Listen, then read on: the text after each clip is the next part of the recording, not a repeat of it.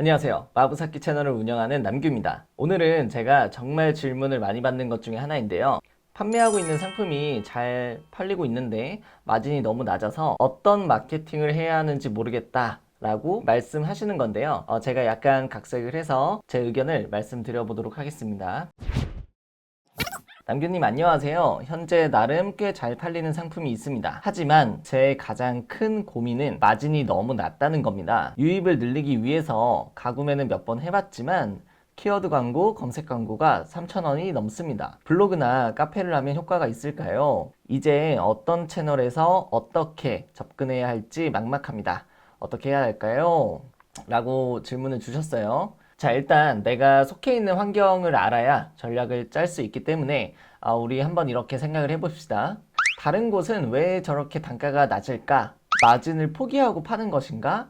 이런 의문이 드실 겁니다. 단가가 낮은 데에는 이제 여러 가지 이유가 있겠습니다만 기본적으로 마케팅을 하는 사람들은 이렇게 생각을 합니다. 저곳이 원가 경쟁력을 낮추는 경쟁력이 있구나. 저는 보통 내가 어떻게 할 수 없는 외부의 환경에 의해서 좌지우지되는 구조적인 문제점을 먼저 생각하는 편입니다. 크게 세 가지 정도만 예시를 한번 들어볼게요. 제가 만약에 후라이팬을 소싱해서 판매하려고 한다고 해봅시다. 그러면 당연히 어떤 카페나 플랫폼에서 제공해주는 물건을 받아가지고 파는 것보다는 제조 공장하고 다이렉트로 컨택해서 소싱해서 판매하는 것이 훨씬 더 저렴하겠죠. 중간 유통상이 없을수록 가격 경쟁력이 생기지 않습니까? 즉 나는 후라이팬을 10,000원에 가져와서 12,000원에 팔면 2,000원이라는 이익이 남지만 경쟁사는 7,000원에 가져와서 11,000원에 팔고 4,000원이 남는 이 구조일 수 있는 거죠. 공장에서 다이렉트로 상품을 받으면 여러분이 생각하시는 것보다 훨씬 저렴합니다. 그래서 요즘에는 D2C라고 해서 제조사가 직접 B2C를 하는 그런 경우가 늘어나고 있어요. 우리가 속한 상품의 단가가 너무 이상하리만큼 낮으면 첫 번째는 유통 과정에서의 어떤 불리함이 있는지를 한번 보시면 좋을 것 같습니다. 다만 유통이나 제조 과정에서 원가를 낮추는 건 아무런 실적 없이 나만의 상품이나 노하우도 없이 소싱으로 상품을 판매할 수밖에 없는 분들에게는 물론 어려우실 수 있습니다. 또 하나 알아두시면 좋은 구조적인 문제가 있어요. 바로 간이과세자는 마진을 포기하고 할인 혜택을 주는 경우가 많다는 겁니다. 혹시 패션이나 잡화 쪽을 보면 단가가 진짜 말도 안 되게 낮은데 광고 입찰가는 엄청 높은 경우를 보셨을 겁니다.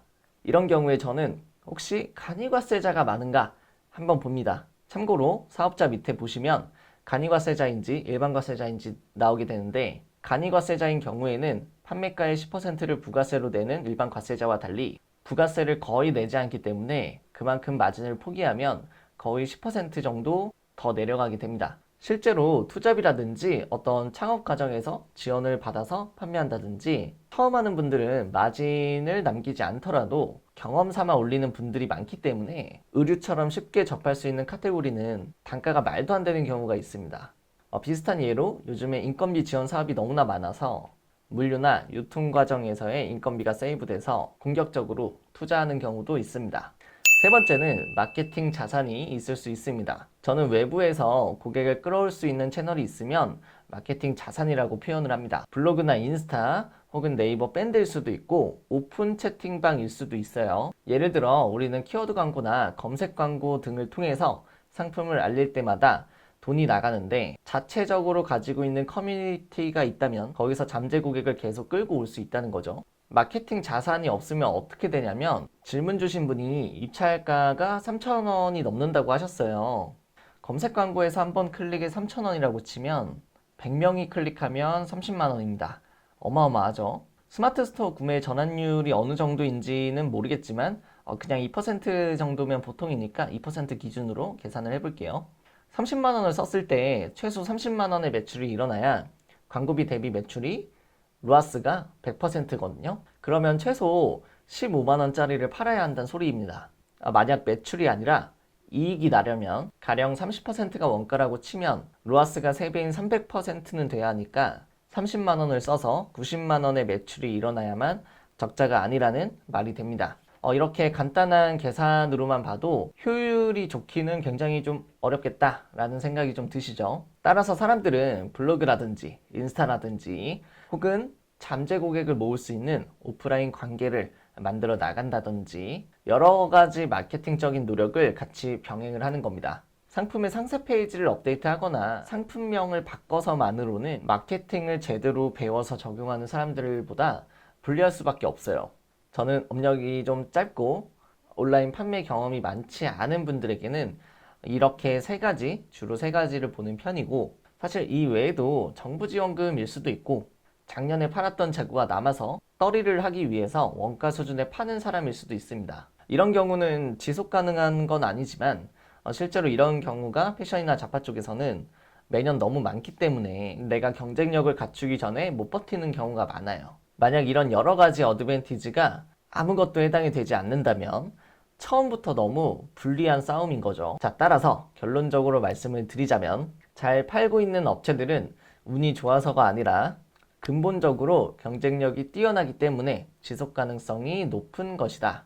그래서 공략하기 어려운 것입니다. 거의 대부분은 공장 직거래를 하거나 세금이나 인건비처럼 들어가는 비용이 낮거나 고객을 꾸준히 유입시킬 수 있는 외부 채널이 있다는 것이죠. 즉, 나한테 더 많은 이익이 생기려면 경쟁사보다 특별한 무언가가 있어야 한다는 것입니다. 그게 단순히 상세 페이지를 잘 만들고 사은품을 주는 수준이 아니라 앞서 말씀드린 것처럼 내가 공장 직거래하는 사람 중에 가장 저렴하게 가져올 수 있도록 별도의 강의나 컨설팅을 듣고 노력을 해야 하고, 또 마찬가지로 마케팅하는 사람들이 항상 강조하는 SNS 채널을 만든다든지, SNS가 도저히 안 된다면 오프라인에서 서로 도울 수 있는 모임을 통해서 판매량을 꾸준히 늘린다든지 등등 여러 가지 지속적으로 비용이 줄어들 수 있는 시스템을 구축해야 한다는 것입니다. 저는 경쟁사 조사를 한번 해보시고 내가 도저히 저 단가에 마진이 안 남는다 하시면 마케팅 자산을 키우시면서 기존에 판매하고 있는 상품은 그대로 두시고요. 마진이 조금 더 높은 아이템을 새로 추가해서 시간과 비용, 노력을 집중하는 것을 권장드립니다. 좋은 질문 감사드리고 저는 다음 영상에서 뵙도록 하겠습니다. 감사합니다.